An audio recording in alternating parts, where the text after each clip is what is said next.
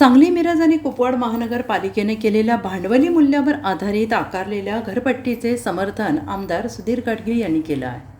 वाढीव घरपट्टीला नागरिकांचा विरोध असताना आमदारांनी समर्थन करणे चुकीचे असल्याचा आरोप विरोधी पक्षनेते मंगेश चव्हाण यांनी केला आहे. घरपट्टी वाढ तसेच इतर अनेक विषयांवर आमदारांनी महापालिकेत बैठक घेतली. यावेळी महापौर, उपमहापौर, विरोधी पक्षनेते यांना बोलावणे गरजेचे होते. मात्र भाजपमधील अंतर्गत गटबाजी यामुळे विकास कामांना खीळ बसत आहे. गेल्या 6 महिन्यात वॉर्डमध्ये नगरसेवकांची 1 रुपयाचीही कामे झालेली नाहीत असे चव्हाण यांनी म्हटले. तसेच पालकमंत्री चंद्रकांत पाटील यांनी मध्यस्थी करूनही वाद न मिटल्याने सत्ताधारी भाजपमधील गटबाजी सवाट्यावर आली आहे. सांगली, मिरज, कुपवाड शहरामध्ये जो भांडवली मूल्य आधारित प्रशासनानं जी घरपट्टी सांगलीच्या नागरिकांवर जी लादली गेली आहे आणि ती घरपट्टी वाढीव घरपट्टी आहे.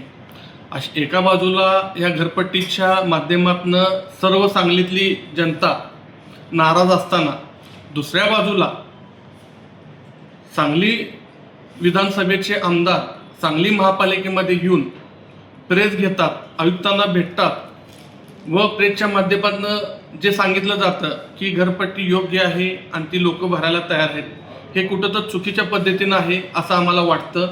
कारण बऱ्याच संघटनांनी वाढीव घरपट्टीच्या माध्यमातून अनेकदा आंदोलनं केली. काँग्रेस पक्षानं सुद्धा आंदोलन केलं.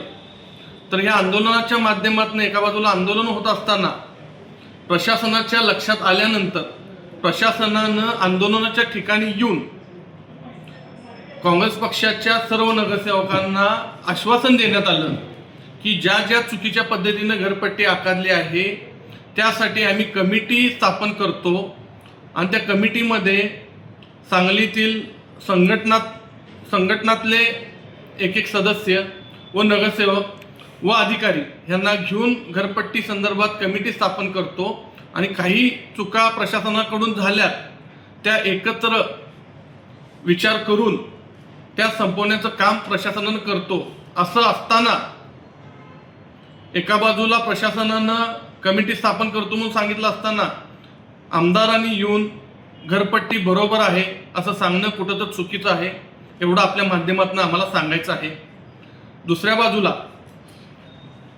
महापालिकेमध्ये बैठक घेत असताना पदाधिकाऱ्यांना न बोलवता ठराविक भाजपच्या नगरसेवकांना बोलवून आयुक्तांबरोबर बैठक घेणं,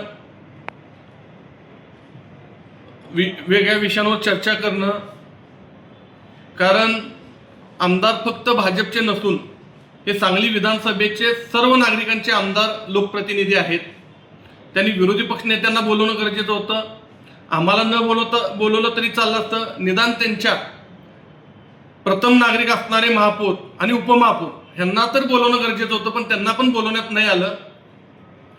तर आम्हाला एवढंच म्हणायचं आहे, ह्यांचा अंतर्गत वाद कुठं तर मिटला पाहिजे. ह्यांचा अंतर्गत वाद असल्यामुळं सांगली महापालिकेचा विकास कुठं तर थांबताना दिसत आहे आणि ह्याची सर्वात मोठी खंत आम्हाला आहे. तर चंद्रकांत दादांनी ह्यांच्यामध्ये कुठं तर मध्यस्थी करावी आणि हा वाद कुठं तर मिटवावा, जेणेकरून सांगली शहरामध्ये राहणाऱ्या नागरिकांचा कुठं तर विकासाच्या माध्यमातून फायदा होईल. एवढंच मला आपल्याला सांगायचं. Bureau report, SBN Marathi, Sangli.